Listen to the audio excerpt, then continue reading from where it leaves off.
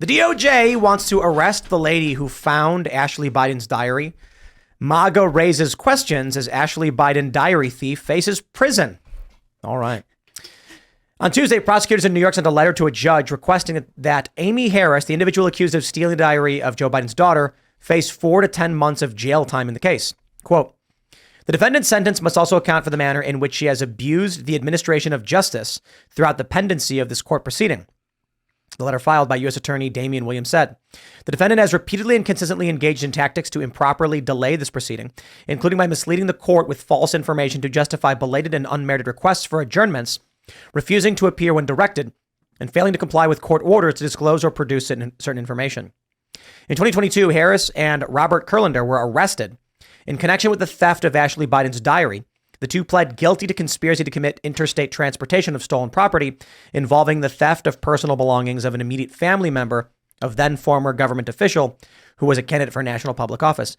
You know, the funny thing is it was like the diary is not real because in it, doesn't she say that she was like molested by Biden? Yeah, like in the shower and stuff. Yeah, but she uses the word molested, I think, right? Yeah, she does use the word molested. It was leaked, and Project Veritas had bought the diary, I think, for like $40,000. And I remember at the time when that all came out, and then they had turned it over directly to the FBI. They didn't publish any of it, and then some of it was leaked, but they didn't publish it. And I think O'Keefe is still facing charges over this. He's still like dealing with a legal fight over this whole situation, having like received stolen property or whatever. He turned over to the FBI. Right. He was raided by the FBI later. The New York Times basically tipped off the FBI. It was this whole mess. And meanwhile, if I recall, the diary was found in a room, like all of the articles that I was reading about it today, it said that Ashley Biden had recently departed. It makes it sound like she left her bag there and ran to the store and they stole her diary. No, but it was like she was staying at someone's house. Was staying there. She left her diary. She left a duffel bag of crap. Left. And took And then off. another person came and stayed in that room and was like, oh my gosh, I have Ashley Biden's diary. But Right. you're totally right. There was this phase where they were like, that's not real. It's fake. So It's the same thing they did with Hunter Biden's laptop. gonna say that. And these children just have a problem leaving their possessions all around. Did no one tell them to like take care of their stuff? It's a comment on the way they were raised. Someone should have told Joe Biden not to molest his children. That's possible as well. The way they're Did going someone have after to tell him that? the Yeah, way they're somebody going after this hasn't. girl is the way they're going after. I forget the name of the guy who found Hunter's life, or the IT guy Yeah. who wears the beret. Mac Isaac. Same Yeah. deal. He's like, why am I being charged? I didn't do anything wrong. He asked me to fix his laptop. Dude left his equipment here at my shop. So we're the ones in trouble. The so disclaimer it's the same, says in 90 exactly. days it's mine. Yeah. Yep. Kill Yeah. the messenger. Kill the messenger. Well, but in they this case, still can't kill the property story. finder. Yeah. It couldn't possibly be Hunter or Ashley's fault. They have never done anything wrong in their entire lives. I'm sure that everything they do is justified. Like, That's why we said, run, Navy, run. I know. Stay in Arkansas Navy. No, it is wild to me that this was just confirming that the diary is real, that it's hers, that we're mad about, that the Democrats are mad about it, and also no matter what happens to the Biden children, they're supposed to be protected at all costs. I mean, it makes me wonder what other stuff is buried that they are trying to insulate, protect them from any kind of consequences, right? Yeah. I mean, I feel sad for Ashley Biden in the sense that, like, if you have a very dark childhood and you write about it in a diary and it gets exposed to the public, that must be difficult. Sure. That must be hard. On the other hand, it is interesting to me that you left your diary in someone's guest room, from what I can tell, and basically then just never came back for it. Like that does seem sort of like a careless move. I think so too. Yeah. And she's a little bit careless, I think. This is a really messed up family. Yeah, it's dark. On so many levels. It's really messed up. I mean, this alone is very upsetting.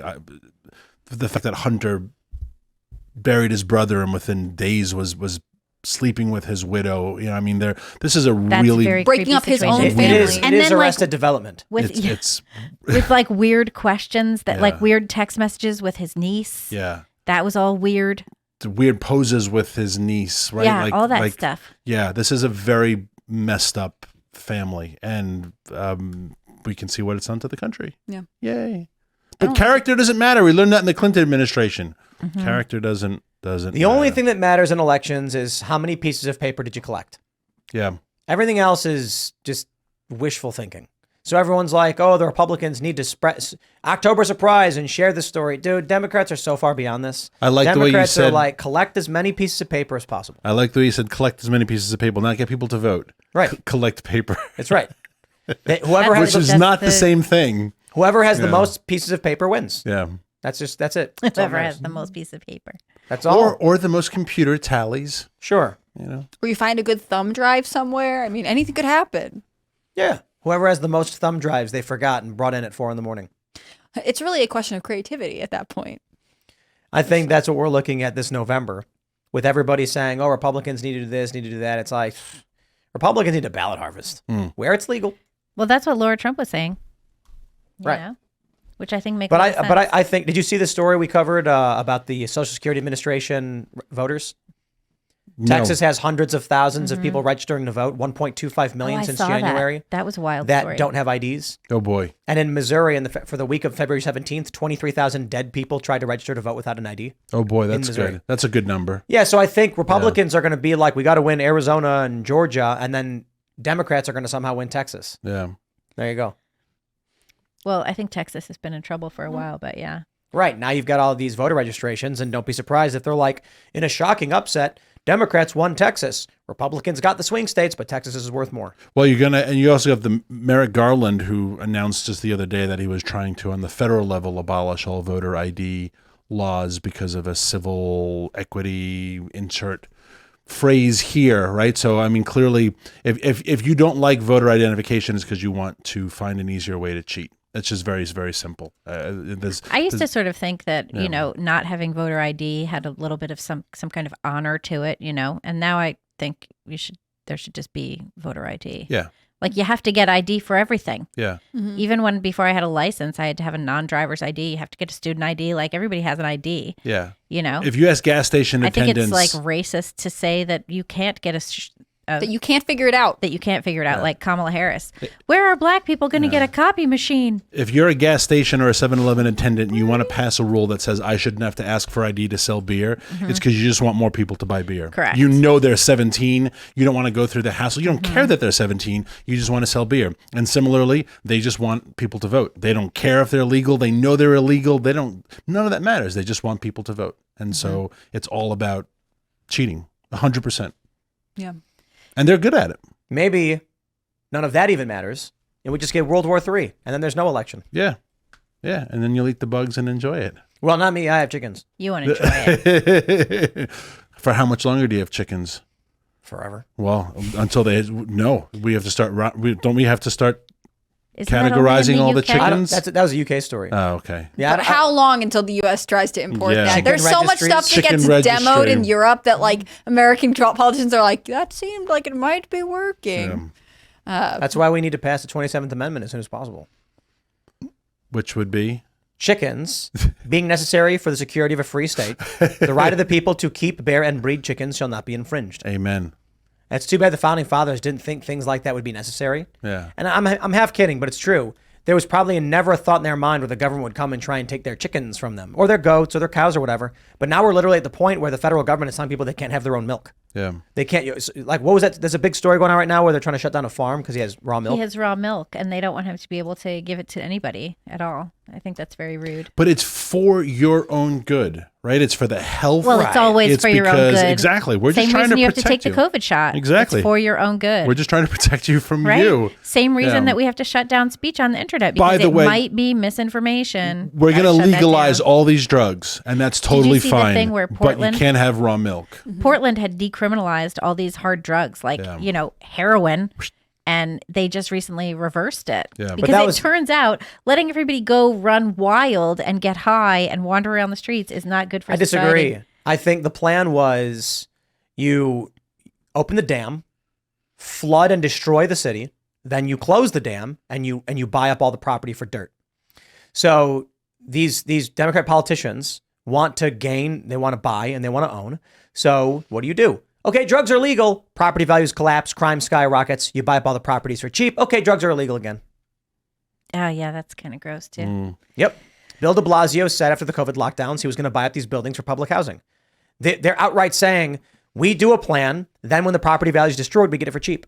That's Think what about they how did, crazy that is. They're doing that in Maui. The government can literally say, we will enact a policy to destroy your property values, then buy them up for pennies on the dollar, and then get rid of that policy and sell it for profit. You look in LA right now, and they passed this mansion tax, 4% on mansions from $5 to $10 million, and the housing market collapsed 70%. Yeah. Duh.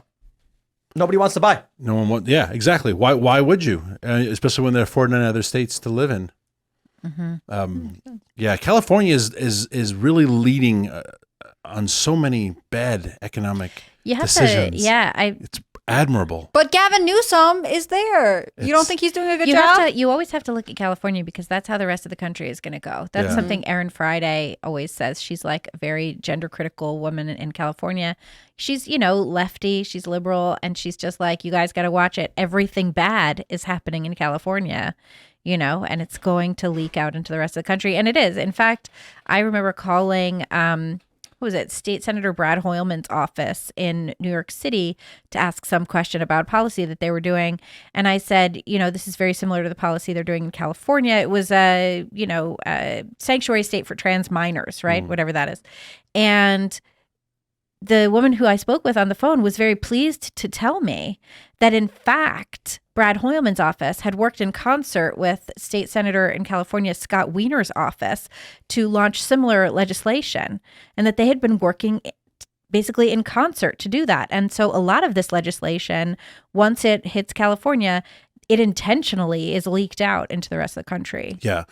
They lead on all things green, energy, mandates, bans on fossil fuels, bans on gas cars. Cutting off the ability to sell gas cars. Yeah. And to buy gas cars. What is that, 2030 they're going to do that? 2030. I was looking at that today because Pete Buttigieg was basically making fun of anybody in the United States who doesn't want to have an EV. And he was like, the industry is moving to electric and American consumers want electric. And so I was like, weren't there a ton of subsidies? And yeah, it's like you could get $7,500 from the government if you buy an EV.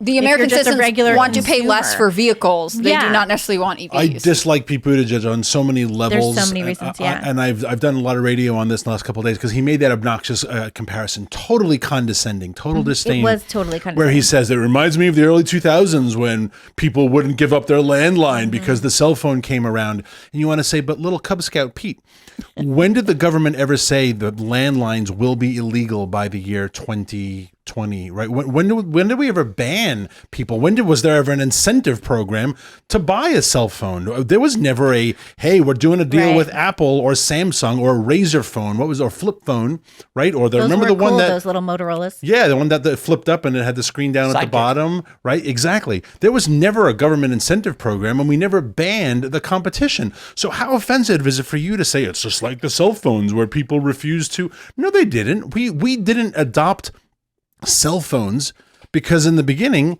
they stunk, right? And they were expensive. And there are Seinfeld episodes making fun of it because they were so expensive and so unreliable and so...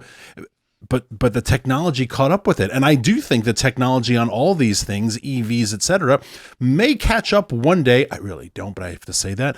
It may catch up one day, but it will only catch up if the free market is allowed to operate. But you've got idiots like Pete Buttigieg who subsidize this. They have no incentive to produce a better product. Why would you? Why fight to make a better EV if the government's just going to still give me free crap, free money, and force Hannah Claire to buy it? That's the thing. Why would I want to make a better customers, one? He doesn't need to market to the American people. Doesn't need to convince them. He just needs to kind of bully them and then also say it's happening anyway, so just fall in line. And I think that mentality is terrible. Yeah. Well, Ford was going to launch an electric truck and an electric SUV, but they're now doing hybrid instead. Yeah. Yeah, they push that back. Toyota is the best example of this because Toyota always said we are not going the EV route. We are going to stick with hybrids. Toyota is the world's largest auto manufacturer. They don't joke around when it comes to cars. And they said, we're never going to go electric because there's no market for it. There are way too many supply chain and raw material problems. No, and they were getting blasted from the EU. They were getting blasted from the Biden administration. Toyota better get on board because we have forced the big three here in America. Otherwise, we're going to put them out of business, right? Exactly. And all these companies, and you mentioned earlier, all these auto jobs that are disappearing, right? Because we've forced them to create a product that nobody wants. Well, and that's why Trump was talking about the bloodbath, right? The bloodbath in the automotive industry, because what he was saying is these are good union jobs. You know, these are people who are working. They make like $80,000 a year. Why would we want to get rid of these jobs or ship them somewhere else? Like these are people who can, you know, buy homes and raise families with this salary, Right. and that's what Americans, I think that's what Americans want. That's what I want. I want to have like, no, you a want an good electric salary vehicle. and, Everyone like, wants an electric I vehicle. want like decent money. I want to be able to buy a house.